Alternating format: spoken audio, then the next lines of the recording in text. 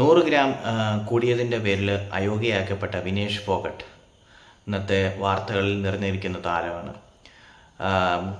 ഒരു മന്ത്രി പറയുകയുണ്ടായി, ഒരുപാട് കാശ് ചെലവാക്കിയാണ് വിനേഷ് ഫോഗട്ടിനെയൊക്കെ മത്സരത്തിലേക്ക് കൊണ്ടുപോയതെന്ന്. അതിനകത്ത് ആദ്യം തന്നെ വരട്ടെ, മന്ത്രിയുടെ പോക്കറ്റിൽ നിന്ന് എടുത്ത പൈസയൊന്നും അല്ലല്ലോ, ഇതൊക്കെ ജനങ്ങളുടെ കയ്യിൽ നിന്ന് പിരിച്ച നികുതിയും അങ്ങനെയുള്ള കാര്യങ്ങളിൽ കൂടെയൊക്കെ ഉണ്ടായ പൈസ അല്ലേ. പിന്നെ രണ്ടാമത്തെ കാര്യം, 100 ഗ്രാം കൂടിയതിൻ്റെ പേരിൽ ആ ഒരു വനിതാ താരത്തെ വിമർശിക്കുന്ന ഒരുപാട് പേരുണ്ട്. എന്തുകൊണ്ട് ശ്രദ്ധിച്ചില്ല, അങ്ങനെയുള്ള ഒരുപാട് കാര്യങ്ങൾ. അപ്പം ശരിക്കും പറഞ്ഞാൽ ഒരു താരം പോകുമ്പം താരത്തിൻ്റെ കൂടെ അവരുടെ ഫിസിയോ ഉണ്ടാവും, ഡയറ്റീഷ്യൻ ഉണ്ടാവും, അതുപോലെ തന്നെ അവരുടെ ആരോഗ്യം നോക്കാൻ വേണ്ടിയിട്ട് ഡോക്ടേഴ്സും മെഡിക്കൽ ടീം തന്നെ ഉണ്ടാകും. അപ്പോൾ ഇത്രയും പേരുടെ വളരെ ശ്രദ്ധയോടെ ഉള്ള ഒരു പരിശ്രമത്തിൻ്റെ കൂടെ ഫലമായിട്ടാണ് ഒരു താരം മത്സരത്തിന് ഇറങ്ങുന്നത്.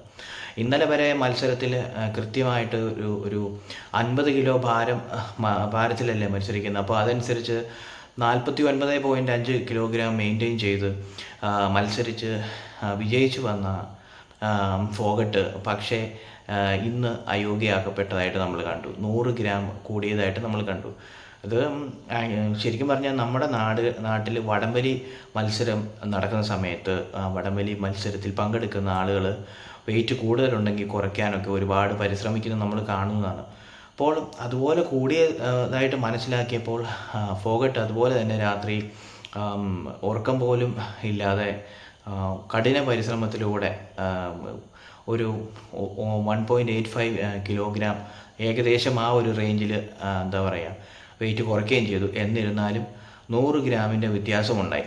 ഈ 100 ഗ്രാമിൻ്റെ വ്യത്യാസം ഉണ്ടായി, എന്തുകൊണ്ട് ശ്രദ്ധിച്ചില്ല എന്ന് പറഞ്ഞ് ഒരുപാട് വിമർശനം വരുന്നുണ്ട്. ഇതിപ്പോൾ നമ്മൾ മനസ്സിലാക്കേണ്ട ഒരു കാര്യം, മെഡൽ കിട്ടിയാൽ ആഹാ, മെഡൽ കിട്ടിയില്ലെങ്കിൽ കുഴപ്പമാണ് എന്നുള്ള രീതിയിലാണ് കാണുന്നത്. ഇതിൻ്റെയൊക്കെ പുറകിൽ ഒരുപാട് കഠിന പരിശ്രമം ഉള്ള, അത്രയും പരിശ്രമത്തിലൂടെയാണ് അവരവിടെ മത്സരിക്കാൻ വേണ്ടിയിട്ട് അവിടെ എത്തിയത്. അപ്പോൾ അങ്ങനെ ഒരു സാഹചര്യത്തിൽ മത്സരിച്ച് വിജയിച്ചപ്പോൾ എല്ലാവരും കൂടി എടുത്ത് മുകളിൽ കയറ്റുകയും അതിനുശേഷം അയോഗ്യയാക്കപ്പെട്ടു എന്ന് കണ്ടപ്പോൾ എടുത്ത് താഴെ ഇടുകയും ചെയ്യുന്ന ഒരു സിറ്റുവേഷൻ നമ്മൾ കാണുന്നുണ്ട്.